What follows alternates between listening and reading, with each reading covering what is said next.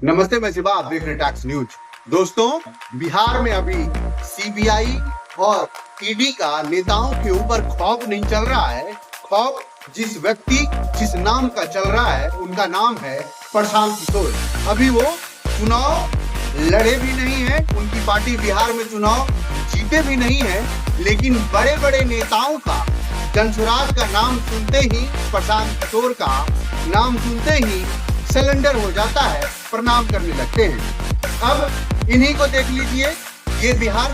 देखिए, प्रशांत किशोर महान आदमी है भाई, उनके बारे में मैं कुछ नहीं कर सकता हूँ, क्योंकि कई एक चुनाव लड़ाए, क्या किए, कहाँ से पैसा अर्जित कर लिए हैं, वो इतना कार्यकर्ता बना दिए हैं, इतना गाड़ियाँ बांटे हैं, इतना मोटरसाइकिल बांटे हैं। पूर्व मुख्यमंत्री हैं जीतन राम मांझी। कैसे? जब प्रशांत किशोर जी का नाम मीडियाओं के द्वारा पूछा गया तो देखिए ये हाथ जोड़कर कैसे सरेंडर कर रहे हैं। आपने इस वीडियो में देखा होगा कैसे बिहार के पूर्व मुख्यमंत्री जीतन राम मांझी ने कहा, जो कि वो बड़े विद्वान आदमी हैं, हम उन्हें प्रणाम करते हैं। अब आप सोचिए, जो कि प्रशांत किशोर का खौफ इतना ज्यादा है, जो कि नेताओं को बोलने में और सहज हो रहे हैं। बड़े बड़े नेता प्रशांत किशोर के बारे में बोलने से बच रहे हैं। वो यही कहते हैं, जो कि उन्होंने तो बड़े बड़े दलों को जिताया है, बड़े बड़े पार्टियों का राजनीतिक भविष्य तय किया है, तो आखिरकार हमारी क्या औकात है उनके सामने बोलने का। तो क्या ये मान लें, जो कि बिहार में बदलाव तय हो चुका है? क्या बिहार में इस बार जनसुराज का आना तय हो गया है?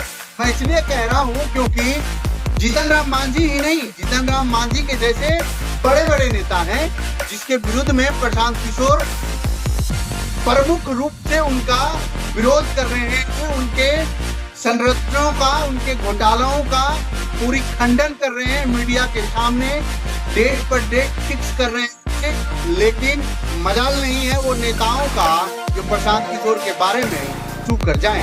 इनमें बड़ा नाम है सम्राट चौधरी। सम्राट चौधरी पर एक से एक खुलासे किए, उनका 7वीं फेल होने का क्रेडिट या सर्टिफिकेट भी प्रशांत किशोर ने ही सबसे पहले मीडिया के सामने दिखाया। लेकिन जब प्रशांत किशोर से सम्राट चौधरी से पूछा गया, जो आखिरकार आप क्या सोचते हैं, तो उन्होंने बोला वो हमारे भाई हैं। यानी साफ शब्दों में समझे, वो सिलेंडर कर गए। और वैसे वैसे बिहार में बहुत सारे नेता हैं। प्रशांत किशोर जी ने पहले ही कह चुका है कि जिन्हें भी चुनाव लड़ना है वो हमसे खौफ खा रहे हैं, हमारे बारे में कुछ ज्यादा बोल नहीं रहे हैं। बोल सिर्फ वही रहे हैं जिसे बिहार में इस बार चुनाव नहीं लड़ना है। अब जरा आप सोचिए, जिस नेताओं के ऊपर ईडी सीडी इनकम टैक्स का खौफ चलता था, उन पर अब प्रशांत किशोर नाम का एक ऐसा खुफिया एजेंसी लग चुका है, जिनके नाम आते ही पहले ही हाथ जोड़ लेते हैं। तो आखिरकार क्यों प्रशांत किशोर से इतना डरने लगे बिहार के नेता? क्या वाकई में प्रशांत किशोर इन सबों का कमजोरी अपने हाथ ले लिए हैं? क्या प्रशांत किशोर के पास इन लोगों की वो पेपर हाथ लग चुका है जिनसे इन लोगों का आने वाले चुनाव में बहुत बड़ा भंडाफोड़ होने वाला है?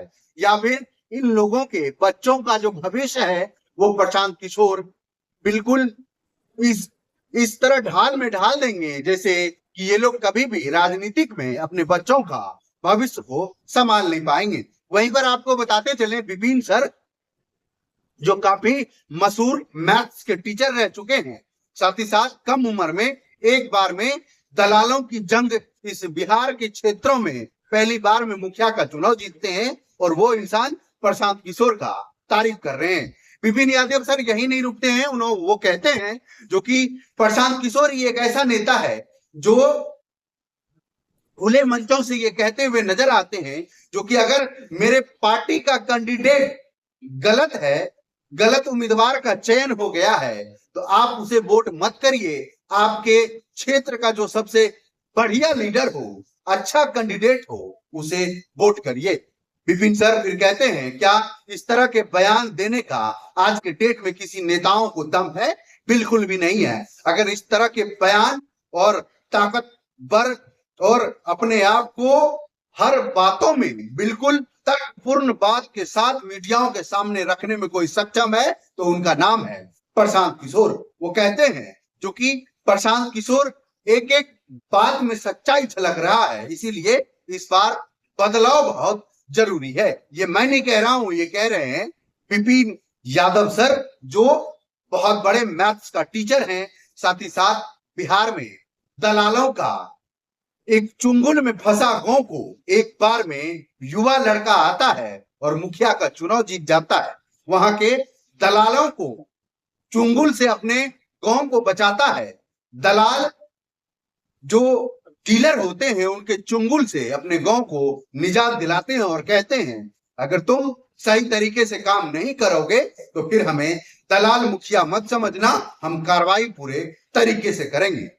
वो अब जनस्वराज पार्टी के कर्ता धर्ता प्रशांत किशोर जी के बारे में बहुत कुछ बोल रहे हैं और कह रहे हैं जो कि प्रशांत किशोर के बयानों में हमें सच्चाई दिखाई देता है।